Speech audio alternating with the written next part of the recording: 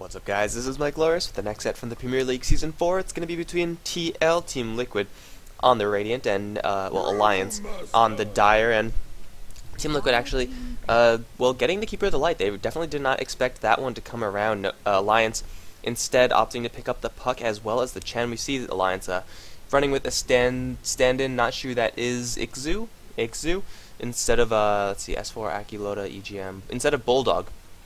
So they're going to be running with one stand-in. Liquid going to have all of their team members present for this game. Hopefully it won't impact Alliance's gameplay too much, because these two teams are really freaking good teams. It didn't happen at the time of this game being played, but as of right now of me recording this, both of these teams have been invited to TI3. So yeah, TL fighting, go TL, you better win. They're not going to win. IG's going to win, something like that. But regardless, they are both really top-tier EU/US teams, and they're going to be duking it out for our pleasure. Team Liquid with the Nature's Prophet, Keeper of the Light, as well as the Brewmaster, going to get a good amount of lane control on each of their lanes, as well as a decent amount of split pushing and global control. Because of that, if they pick up someone who could split push by themselves, like the Phantom Lancer as their hard carry, then the Keeper of the Light could pull him back and forth. He could be split pushing all the while Nature's Prophet also doing the same thing. So I expect to see a lot of pressure onto the Alliance lanes, and Alliance, although they do have a puck, they're probably going to look for a little bit more AoE. 3 picks, there we go, some AoE. Leshrac could deal with that pretty well if he does go for a lightning build, but yeah, Alliance having a Chen and Leshrac. We'll probably play that Leshrac as a supporter. The poking roll and puck most likely going to be handled by S4, is probably going to be heading towards that mid lane. He's going to run up against, I believe, Korok's Brewmaster, most likely, which should favor the puck, although Brewmaster, with his great attack animation as well as a pretty high base damage, should be able to survive in that lane despite any poking from the puck. So Team Liquid, they're going to be looking for an additional support as well as a hard carry, so Bane is going to be the first ban out from Alliance. Alliance, with a Chen in the jungle, a Shrek probably supporting, as well as the puck. They do need a hard lane hero, which is why we see Darkseer. Would not be surprised to see a Clock ban out. I'm not sure if Alliance are going to run a lone druid. Usually it is Bulldog who plays that role, but seeing as though he is not here, they might want to go for someone else on that hard lane, or try to run something aggressive. But with the Chen, it's usually a large tell that you are not going to be running anything aggressive. Yeah, you could and really surprise them, but it's a little bit risky whenever you do choose to do that. So most likely it is going to be a safe farmer on the Alliance side, and Ixu is probably, unless Alliance decide to switch things up, going to be going to that hard lane on a Windrunner or something like that. Unless Team Liquid decide to ban that out. They could go for Mirana again. We all know how I feel about Mirana. It might work. It might work. That Moonlight Shadow will be pretty good for positioning for all the heroes from Alliance, but I don't know. We'll see what they want to do. It'll be a rather unorthodox pick. Team Liquid, on the other hand, their farm situation is not as clear as Alliance's, and they can run the Keeper of the Light with the 2 other heroes that they're going to pick up in an aggressive fashion, put them on the top lane, and try to combat against the 2 farmers from the Leshrac, as well as the farmer, and then Chen, who won't be in the lane all the time, which could be a good course of action for them if they go for something like a Shadow Demon and then a Phantom Lancer. That would be a really solid setup for Team Liquid to either go onto the easy lane or the hard lane and just have farm that way. It is going to be a Clockwork ban out from the TL side, so No Tide just going to be looking for a decent hard lane hero to play. Again, like something like a Windrunner should be completely fine for them. But generally a safe-ish kind of pick. Lion is going to be the final ban out, and Liquid could also go for a Visage. Visage is supposed to be how you pronounce it, but I like how I pronounce it. So screw the correct pronunciation. We don't need that. Would be a pretty good pick for them, I think, just having that additional slow and a really high burst damage nuke. If you land an Illuminate onto the enemy side, then that's going to be immediately followed up by a Soul Assumption that's going to be pretty much maxed out. 10 seconds remaining. So we'll see what they want to do. They will also, the Shadow Demon slash Visage would be pretty good pickups for Team Liquid right now, or they could just go straight for their carry, since both teams do or would probably like to have someone who scales into the late game with their right clicks they're both going to be looking for carries, so you probably want to take Phantom Lancer if you are either of these teams, but really it's just a matter of the question for Team Liquid. Do we want support over Phantom Lancer? And it looks like the answer is yes. We're going to go for the Rubik. Has some pretty decent spells to steal. Everything Leshrac has is pretty damn good. If you could steal Hand of God from Chen, that's fantastic, and everything Puck has is also really good to steal as well. But also gives some pretty good setup for the Rubik Keeper of the Light combination. You telekinesis them straight into a Illuminate Blast, and then they're pretty much roughed up. So Team Liquid going to be looking for their final carry. Lifestealer is going to be the final carry pickup for for Alliance, and Split Earth with a Open Wound setup is a pretty good kill combination. If Bulba is in fact playing that Nature's Prophet on the hard lane, then he will struggle to deal with that. But the Phantom Lancer is in the end going to be picked up by Team Liquid. It is going to be TC handling that one most likely, and really they could choose to go aggressive or defensive for that tri-lane. Really up to them what they feel like they could do with that. I mean, Alliance's pushing is pretty intense, so maybe leaving okay, Bounty Hunter for the final pick. Maybe leaving the Chen Leshrac against just a Nature's Prophet is not the best thing to do, because then if that happens, the Nature's Prophet is going to be pushed in really hard with the Diabolic Edict as well as Chen's creeps. And then if he gets a little bit too close, Open Moon's death. So I do think it's probably going to be a better decision for Team Liquid to lane their tri-lane offensively. They will have to deal with a Bounty Hunter versus Nature's Prophet 1v1 lane if that does happen, and that typically favors the Bounty Hunter just because if he gets a Poor Man's Shield really early, he could be super aggressive versus that Nature's Prophet. And as Nature's Prophet, even though you're ranged and you could poke back, just those Janata hits as well as that Shadow Walk hit. Shadow Walk, right? So many friggin' names for invisibility spells. Shadow Walk. With that additional Shadow Walk hit, then Bulba's going to get chunked down pretty hard, and he will be able to poke back, yes, but in a duel when you're just sitting there right-clicking each other, the Bounty Hunter is most likely going to win. So, let's jump ourselves into the game, get the best announcer pack, thank you Fluff and stuff, and go over who's playing what. No surprises here. We see on Alliance, Aki is going to be playing that Chen. S4, going to head towards the mid lane as the Puck. EGM supporting as the Leshrac. Loda, with some weird shadowing thing going on him. He's going to be playing the Lifestealer, and Ixu is going to be on the Bounty Hunter. On the Liquid side, we have IX Mike playing the Rubik, TC hard carrying that Phantom Lancer, Fluff and Stuff going to be playing that Keeper of the Light, all heading towards the bot lane. Korok going to be using the mid lane Brewmaster, and Bulba is prepping for a hard lane Nature's Prophet. So it looks like Liquid opting not to run their tri-lane up against the Alliance tri-lane. I mean, that is going to shut down Ixu pretty hard. They do have sentries. They have 2 sentries as well as Dust. They could go for a very early kill, in fact, if they get Dust into a telekinesis. Charge up some time for the Illuminate, and although Ixu going to be going for as quick a Poor Man's Shield as he possibly can, it's not really going to matter all too much. Yes, it's going to help him with a little bit of the poking damage from the Keeper of the Light as well as the Rubik, but once the Team Liquid side actually decide that, hey, this is the time to kill this Bounty Hunter, then the Poor Man's Shield really not going to help him too much because of the burst damage, the burst magical damage that's going to come through and mess him up.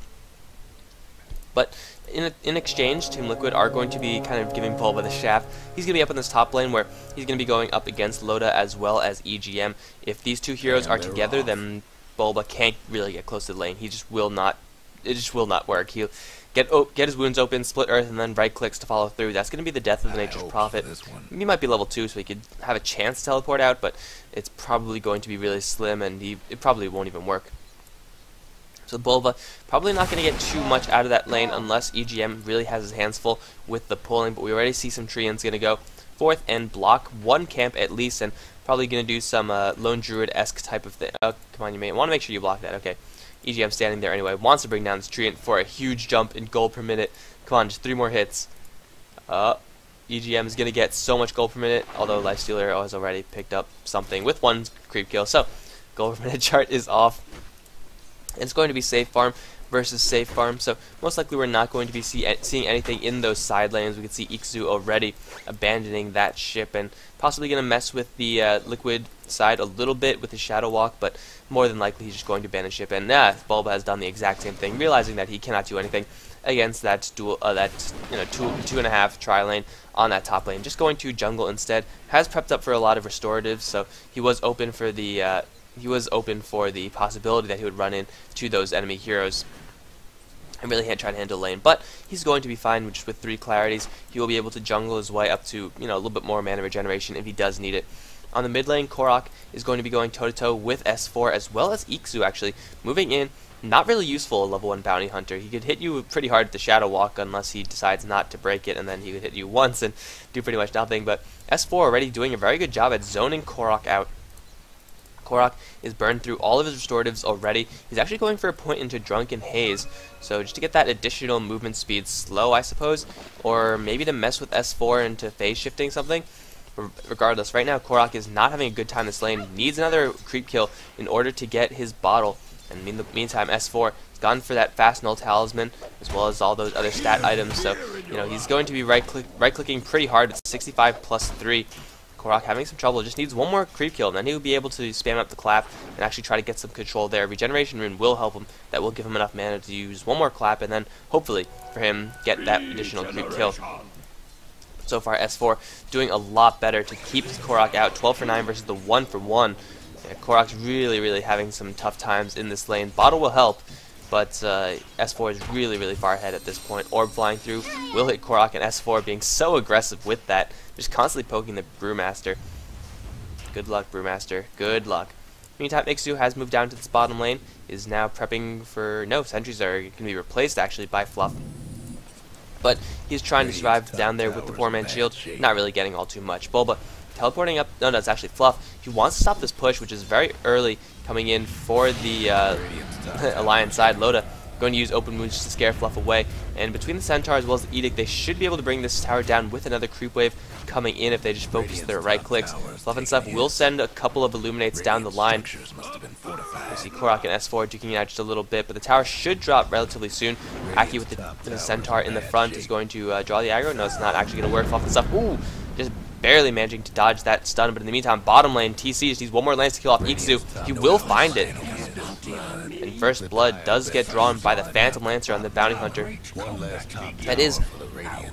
Oh my god, the Passion Announcer is just like layering over and over itself. That is going to favor Team Liquid a lot, getting that experience as well as that additional gold onto that PL, but that is in exchange for the Tier 1 tower. So it's a lot of gold for the Alliance as a team, a lot of gold for the Team Liquid Phantom Lancer just as a hero. But the thing is that by doing that, they've already shown that they can, in fact, god damn it, they can, in fact, go and actually get kills on that Bounty Hunter. It was a little bit close, yes, but a kill is a kill, and now S4 returning the favor with a kill solo onto Korok. Korok 10 for 1 actually with that bottle, helping him out just a little bit, but S4 22 for 9 is definitely having a much better time. Ix Mike going to deny that double damage, but he's going to get a Dream Coil straight to the base, lifting up S4, going to try to throw him into Ikzu. Not going to happen. Dream Coil is going to run out, and Ix Mike is now on the run. Janata's going to slow him down. Bulba's going to come in for a little bit of support. Does he have Sprout? He does have a Sprout. Wants to save for both. He is going to land it on both. Tangoing out, the Bounty Hunter is going to cut away through. That is going to slow them down just enough for Ix Mike to walk out and salve and be just fine. Very good support coming in for Bulba, waiting for that 2-man. Oh, hitting onto S4 with that additional nuke as well. But waiting for that for them to clump up for that 2-man Sprout, completely holding them out and letting Ix Mike leave that situation alive. And that is going to mean that not only does he not give up the golden bounty, but he's also going to get a lot more experience and help out TC a lot in the bottom lane as well, who boldly enough has not gone for any points in Doppelwalk. Once again, if you are playing a Phantom Lancer in your pub games, do not do this. Do get Doppelwalk, because you cannot rely on your team. You cannot rely on your huge map awareness to keep you alive. You need to get at least 1 point of Doppelwalk, and even then, I would say max it out. This is something that the pros do because they know that they can keep themselves safe. They know that they have communication, and if anyone's missing, they will know about it. But if you do it in a pub game, you're going to die, and you're going to regret it. Unless you're playing against me, in which case, yeah, just go ahead, don't get any Doppelwalk, that's fine. It's not really a good spell anyway, it's really expensive, so don't do that. Mid lane, Korok just spamming out that Drunken Haze, actually. This is actually kind of reminiscent to how Troll Warlord used to play. He had a skill called Blind, which would just put it was kind of similar to Drunken Haze. It would just have, you would just max it out first, and then it would have a huge mischance associated with it, and then you would just mess with the other hero's ability to last hit or deny. It was kind of a wonky way to play, and that's kind of what Korok is doing right now, keeping himself alive with that, but he's going to take a Dream Coil straight to the base. He's not level 6 either, going to get a clap on S4, but Korok is as good as dead. Orb is going to fly through, and it will kill him off. May you ride on leathers that Good rotation from Alliance, actually bringing in Ikzu as well.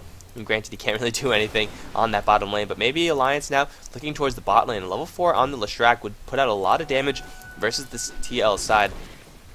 Axe might get hit that level 5, gonna get another point in Fade Bolt after one creep dies. Oh, come on. Oh, okay, there he is. Just gonna get the Fade Bolt, just on the limit of the EXP range. But Korok taking his second death this game. Definitely not having the best of times, but TC in the meantime, he's on his bot lane and he's really doing well for himself. Gonna get some Juxtapose, gonna get some Phantom Edge, and he's gonna be joined by Bulba as well as Ix Mike and try to go for a tower. Ikzu is around, but he really can't do anything aside from draw aggro, and if he does do that, is there any true sight? There is Dust. So if he does do that, then it's going to be a little bit dangerous for them. In the meantime, Korok, once again in a little bit of trouble, will be able to walk out of there alive. The tower in the bottom lane starting to drop. Aki's Wild Wing is here.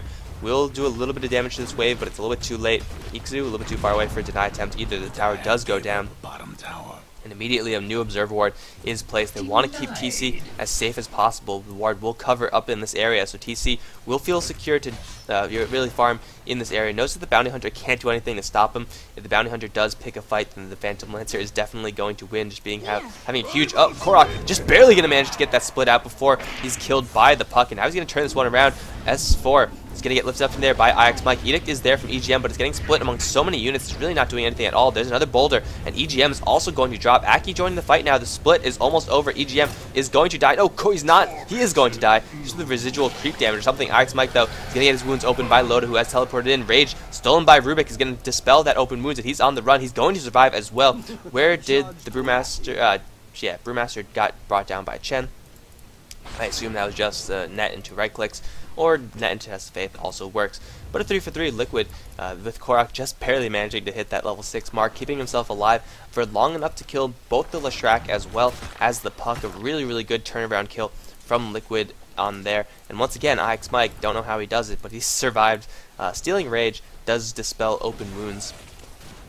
So that is a pretty good counter to the Lifestealer if you are Rubik, or at least, you know, a way to keep yourself alive. Just rage and run.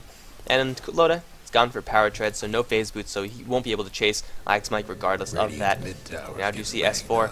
Going to go down towards his bot lane, wants blood onto TC, but there's support around. Fluff and Stuff as well as IX Mike. Oh, they're going to spot him out. EGM and Fluff and Stuff going to run straight past each other. Dream Coil, is it available? In 5 seconds it will be. Fluff and Stuff, what are you doing? Get out of there. He saw them and he didn't do anything about it. He needs to lift up someone right now, but the Edict will be enough to kill him off. But in the meantime, oh, Ikzu, a little bit out of position. IX Mike is going to rage out of that Dream Coil, is going to die regardless, however, but TC is still doing the right clicks. We'll take a split earth. Bulba is now in the area. S4 going to use another orb to get himself out of there. Perhaps he does have a haste rune, and Korok moving in as well. TC going to use the Tranquils. No, it's actually going to be his South, trying to keep himself alive. S4 on the run, going to bottle his way through, will have another orb. It's actually going to opt to teleport out instead. He will be able to get out of there. But I don't know what Fluff was doing there. Like, he saw them. Oh, and now he's going to get his wounds opened up once again in the top lane. TP cancelled by TC. Yeah, I feel like Fluff saw that, and he just was a little bit slow to react. It is nighttime, so the vision range is severely reduced, but is it really reduced by that much? I don't know. I don't know. Aki, in the meantime, has hit the level 8 mark, so he's going to be wandering around with a trio of creeps at his disposal.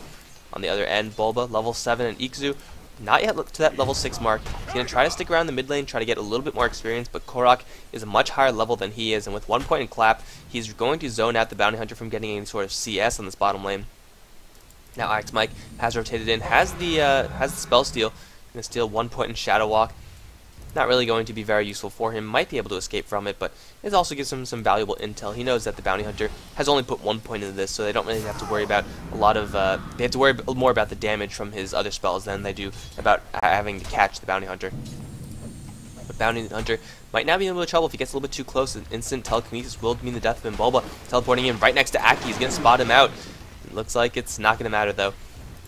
They're going to go for a push on this tier 1 tower. Ikzu is around, but no one else from Alliance is here, aside from the Chen, who can do some damage with his creeps, but the Nature Prophet ultimate going to force everyone back on all fronts. Fade Bolt as well, teleportation coming in. It's going to be for S4. It's a good chance for a huge Dream Coil right now. He's going to get it onto 3 as Chen creeps do walk in. TC taking a good amount of damage, is completely out of mana as well. Trying to get away, but he is tracked up. TC probably going to die. Loda can open his wounds and try to go for him. Hand of God will not be enough to keep him alive. Bulba has also been brought down. Split has been used from the Brewmaster, going to go for EGM, lifting up the Bounty Hunter actually up into the air. EGM should die to this Fire Panda. He will in fact die, but now the Earth aspect on the run. The orb is going to fly through. Korok going to return to his original form. Illuminate going to hit very hard into Iksu, and a stolen Waning Rift from IX Mike is going to lift onto S4 as well. This will not be enough to kill off S4, just needs a little more damage. They will bring it down, and it's a 3-for-2 trade in the meantime. Aki on the run, as is Loda. And it looks like this fight is pretty much over. Liquid get a one kill advantage out of that, and Bulba is going to return straight after this for an additional push onto the tier 2 tower. Liquid taking 1 kill advantage, although that the death that they did lose was giving track gold to Alliance. They're going to get 2 towers in exchange, and really it's just that Brewmaster ultimate being such a game changer in that fight, as well as Fluff and Stuff just sitting on the edge, who's just constantly spamming out those Illuminates. And on top of that, IX Mike stole some pretty good stuff as well. But now Liquid on the run. Bulba might be in a little bit of trouble. Then the clap is going to slow EGM down. Split Earth just barely going to miss both IX Mike as well as Bulba, as another Illuminate is going to fly through. Hit very hard onto no one as S4 does dodge it. But Liquid getting a much better trade there that is going to put the gold advantage in highly into their favor. Experience advantage still in favor of Alliance for just a little bit, but we'll see if that levels out in the coming minutes. Guess what's happening? TC did die in that fight, but he did get himself a kill and assist or something like that. I think he got an assist. He must have gotten an assist, right? He was in that fight for so long, but running out of mana, that high level of Doppelwalk is going to really be a little bit of a tough spell to keep up and use very freely. But on the same side, then you do have like the Bounty Hunter with track, so Doppelwalk probably not going to help you too much anyway. Big bottom lane push from Alliance. They at least want to take this tower, try to force some Liquid heroes onto this bottom lane, try to recoup some of that gold disadvantage that they did lose. Not sure if Liquid are going to take this bait, however. They're still farming up, and TC, he's getting bigger a lot faster, or a decent amount faster than Loda is. And just as carries, I mean, the Phantom Lancer, with the kind of lack of AoE on the Alliance side, with Split Earth doing some work, but no Lightning Storm, they don't really have any good ways of dealing with a giant stacked Phantom Lancer. Whereas the Liquid side, they have the Brewmaster Split, which the Lifestealer can't really bring down. The Lifestealer won't be able to kill the Brewmaster won't be able to kill the Lifestealer.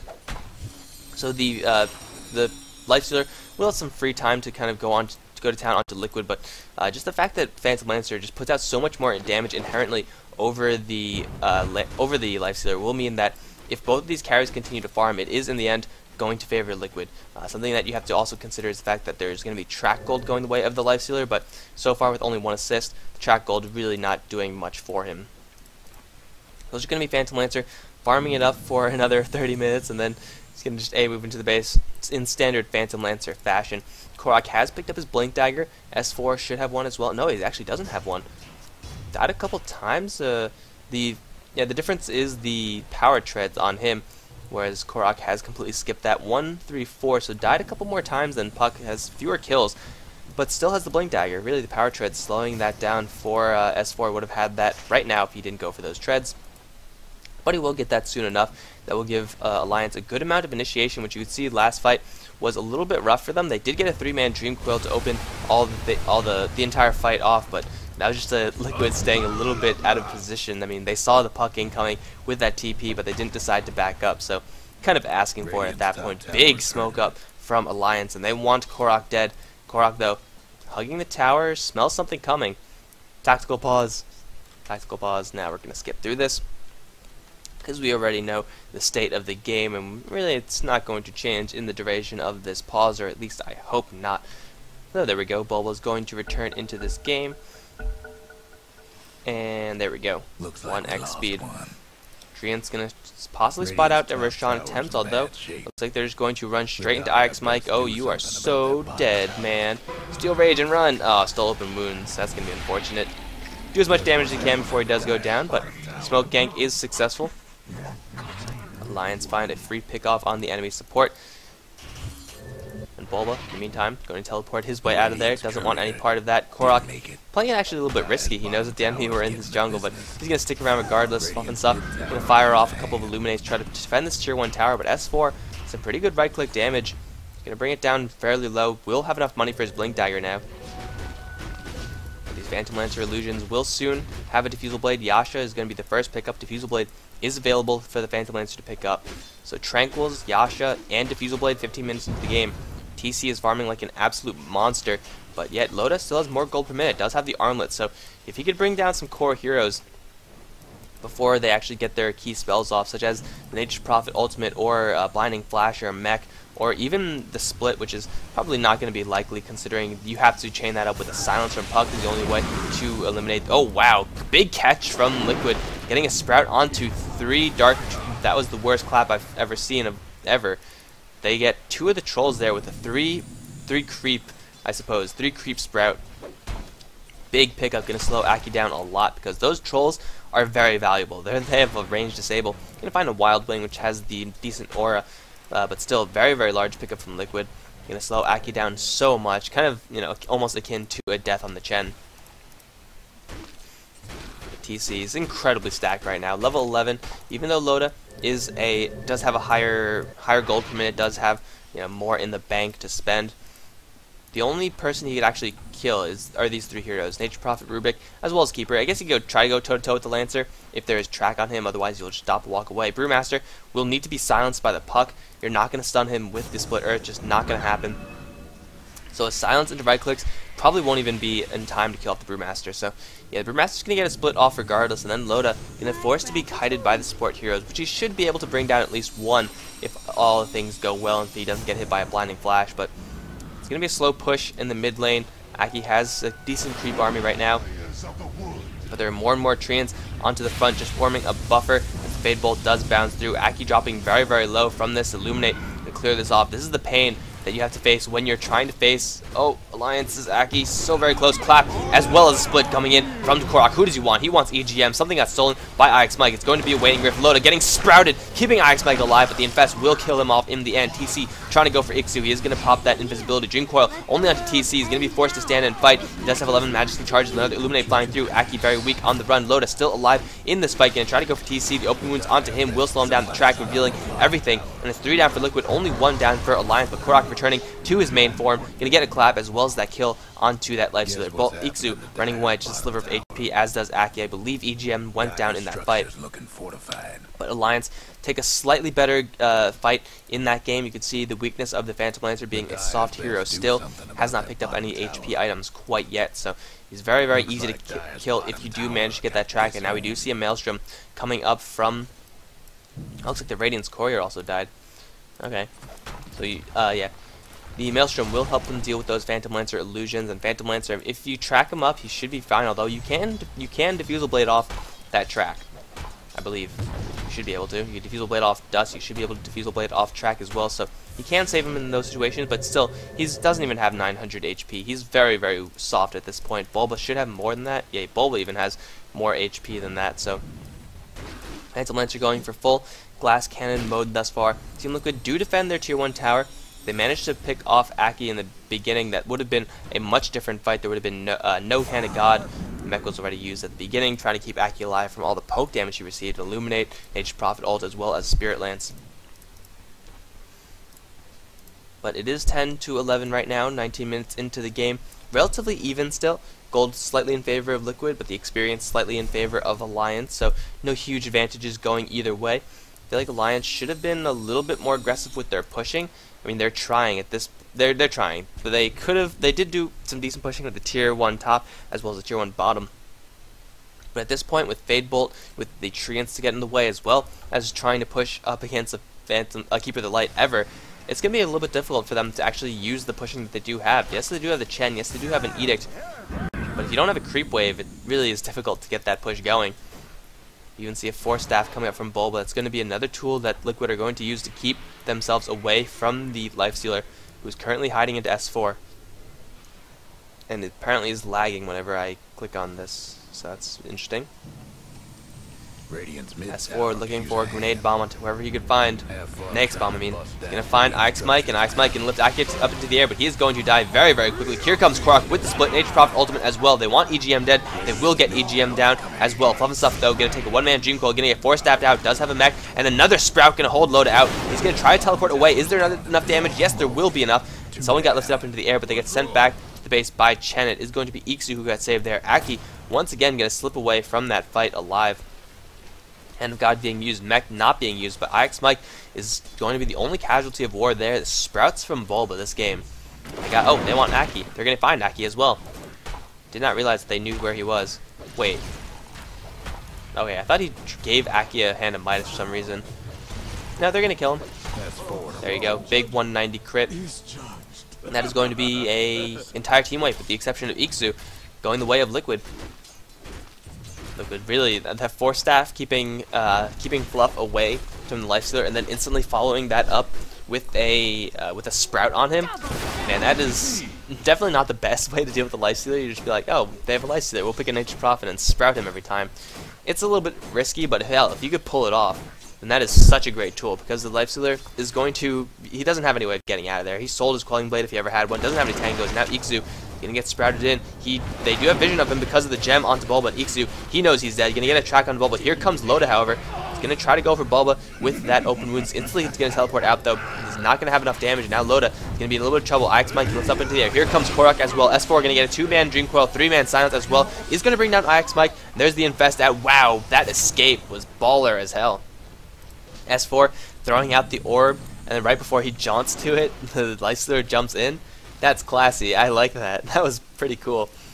Korok now does have an invisibility rune, going to find S4. He does know that Lifestealer is inside of him, or at least he was a little bit ago. Now S4 is in a little bit of trouble. Gonna blink forward, gonna try to go for Fluff, but instead the clap is gonna go onto EGM. Lifestealer Bomb gonna kill off. No, not gonna kill off Fluff. There's a Sprout, not in time this time. The 4 staff will keep Nature's Prophet away. In the meantime, TC going man mode versus EGM versus S4. Doppelwalk will not save him. The earn charge will not do enough. He's gonna escape with 20 HP. Another Illuminate gonna fly through, but Fluff and Stuff just barely walking out of there, as does Korok. TC does get picked off by Chen, came out of nowhere. Liquid not taking a great fight that time, do manage to bring down EGM, but Loda, as well as the slippery nature of the puck, really making it difficult for Liquid to lock someone from Alliance down and actually kill them off. Having Rubik die right off the bat means no telekinesis, and you know, he got 1 telekinesis off, but no. There's only 1 telekinesis. You kind of need more if you're going to lock down this puck, because other than that, what's going to hold him out? There's nothing that Liquid have to actually lock down that puck besides anything that IX Mike has. Unless they go for an Orchid, or a Sheepstick, that works as well. Those items really going to be necessary if they want to kill off this puck in an easy fashion. Otherwise, the Blink Dagger Orb, as well as the Phase Shift, he should be able to survive for most of those engagements if he plays his cards right, and if, of course, he doesn't get initiated upon by the Brewmaster or get stuck in the middle of Phantom Lance or Illusions or something like that. PL did go down that fight to Aki at the tail end of it, but regardless, he will have enough gold to purchase up a Manta Style. That Ultimate Orb really going to help his cause out a little bit for the amount of HP that it gives. 10 to all stats is not bad at all. Is actually Manta Style 10 to all stats? 10 to strength. Yeah, 10 to strength. Okay, 10 to all stats. And that's going to be a little bit of HP for TC. Not too much. He's now sitting at 1200 HP. We'll probably go for a Heart next. And there is a track on a Phantom Lancer Illusion. Do they think that's a real one? I don't think they. I think they're not fooled. They definitely know. Well, now they do know. But Alliance, they really want to bring down this tower, and Liquid have been doing a pretty good job at holding this so far. Fluff and Stuff already popping his Spirit Form. We have instead Alliance shifting down to the bottom lane. They're going to be completely spotted by these Treants from Bulba. Going to try to force someone from Liquid to defend their tier 2. Liquid, they don't seem to want to do that right now. They should. They definitely can. No fortification. This tower is going to drop. Level 3 Edict, not the strongest. Actually going for a very balanced build on the Leshrac. TC is here. They have rotated down. Huge Illuminate onto the Chen Creepway, but the tower's already going to drop. Are they going to fight this one? Korok is going to be the one to start anything if he does do it. There's the clap in, as well as the split. They want to go for Aki. He's going to take a boulder to the face, as well as launching the Lifestealer into the air. Spirit Lance gonna fly through. Aki gonna pop off the Hand of God. Does have the mech used as well. S4 gonna get lifted in the air after getting a 1-man Juke Quad. The Fluff will be brought down by TC. Now Loda trying to go for IX Mike with a Rage. Will keep him alive. Ikzu spun up into the air once again. The Brewmaster's split has ended in 3 down for Alliance and none down for Team Liquid. Ikzu gonna get purged in the middle of the Sprout. They can't hit him, but now they can. Ikzu's gonna drop as well. And the only one to survive from Alliance was EGM. Did he even survive that? He did survive that. Must have got sent back to the base by the Chen, but Liquid take a dominating team fight using that split in pretty much the best way you could possibly ask for. Split, rock onto one, the Cyclone onto the Lifestealer. That's a huge amount of time with the Lifestealer is completely doing absolutely nothing. Even track stolen by the Rubik. Not sure if they got any track gold from that. But Korok starting a fantastic fight, getting the split, the ending clap only onto one, but yet the split was so effective in that game. in that last fight, and really drew a lot of attention off of TC. He was able to move around as he wanted to in that fight and really do all the damage that he could possibly do, and without taking any damage in return. So very well played. Also, the fact that S4 only got a one-man Dream Coil. At this point, a one-man Dream Coil is not going to cut it. You need several heroes in that Dream Coil, and they didn't even bring down the Keeper of the Light. So Dream Coil essentially did nothing that game except for make Puck a giant target of focus. Now you have Keeper of the Light getting a whole bunch of items flown out to him. Gonna go for a Bracer as well as a completed Force Staff, so possibly drums coming up on the Nature's Prophet. I don't think they have any drums actually. Yeah, but what they do have is 2 Force Staves and a Ghost Scepter. They know that Life Stealer is really the only huge threat on the enemy side. Iksu not doing that much damage. The Leshrac, although his spells do some pretty decent damage, he's going to be nailed down to the floor pretty easily. Chen's creeps, very easy to deal with as well. S4, also a pretty big problem. But really it's the Life Stealer who's pretty much carrying his team right now, has all the damage, and if you could lock him into the air, like they did last fight, or keep away from him with the Ghost Scepters, with the double Force Staffs, with the eventual Hex Stick that's coming up from the Nature's Prophet, then really the Life Stealer isn't going to be that big of a problem.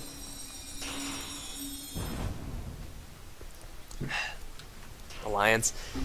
Maybe this time they'll get their tier 1. Yeah, it looks like they will. Another Illuminate's gonna fly through. Fluff and Stuff gonna try to thin the creep wave, but it's a little bit too late. Oh wow, Fortification even being wasted. A little bit of a misplay by Liquid there. Burn the Fortification for absolutely nothing. Korok, though, has a Haste Rune, wants blood. He does have a split as well. Gonna blink forward for Aki. And Aki, once again, is going to be the target of focus. Does have Hand of God, throwing up the Life Stealer into the air yet again. Bulba gonna pop Aki with his ultimate, and EGM gonna get purged down. TC with the damage should have enough. There's the Mad Style split. He's going to get dusted, but it's not really gonna matter. Already 3 down. Loda is gonna get kited back and forth, lifted up into the air. He's gonna drop as well. Come on, this ain't over. Dire's top tower. The Bastion announcer says it's not over, but I'm pretty sure it is over. That split from Korok, so effective. Aghanim Scepter helping out that last time as well. Most powerful split you could possibly have. And then with TC, as well as Bulba following up, they cleaned up Alliance. Really, cycloning that Life Stealer is so key.